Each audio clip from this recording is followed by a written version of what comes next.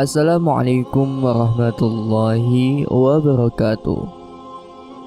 Sudah bertahun-tahun Baginda Raja Harun Ar-Rasyid ingin mengalahkan Abu Nawas.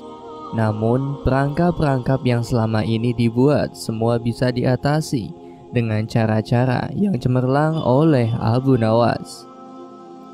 Baginda Raja tidak putus asa. Masih ada puluhan jaring muslihat untuk menjerat Abu Nawas.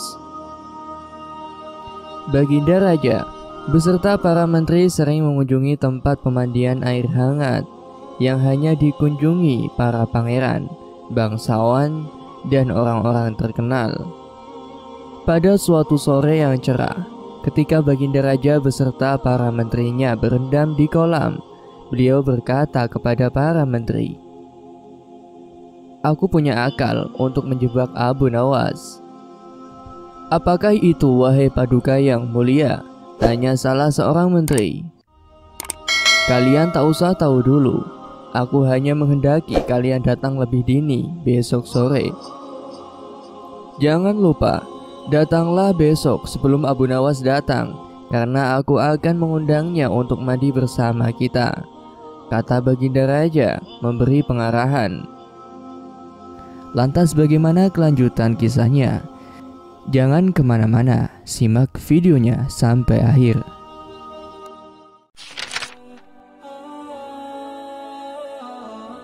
Baginda Raja memang sengaja tidak menyebutkan tipuan apa yang akan digelar besok.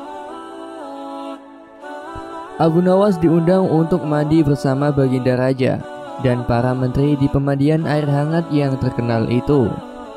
Seperti yang telah direncanakan, Baginda Raja dan para menteri sudah datang lebih dahulu. Baginda membawa 19 butir telur ayam. 18 butir dibagikan kepada menterinya, 1 butir untuk dirinya sendiri. Kemudian Baginda memberi pengarahan singkat tentang apa yang telah direncanakan untuk menjebak Abu Nawas. Ketika Abu Nawas datang, Baginda Raja beserta para menteri sudah berendam di kolam. Abu Nawas melepas pakaian dan langsung ikut berendam. Abu Nawas harap-harap cemas. Kira-kira permainan apa lagi yang akan dihadapi? Mungkin permainan kali ini lebih berat karena Baginda Raja tidak memberi tenggang waktu untuk berpikir.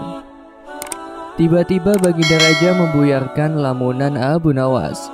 Beliau berkata, "Wahai Abu Nawas, aku mengundangmu mandi bersama karena ingin mengajak engkau ikut dalam permainan kami." "Permainan apakah itu, paduka yang mulia?" tanya Abu Nawas sebelum mengerti.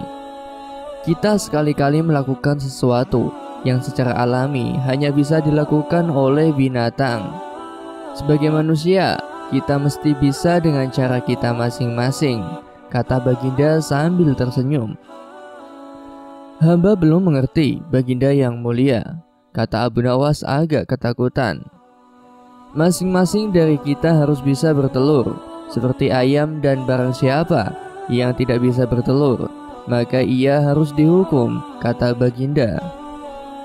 Abu Nawas tidak berkata-kata. Wajahnya nampak murung. Ia semakin yakin dirinya tak akan bisa lolos dari lubang jebakan Baginda dengan mudah.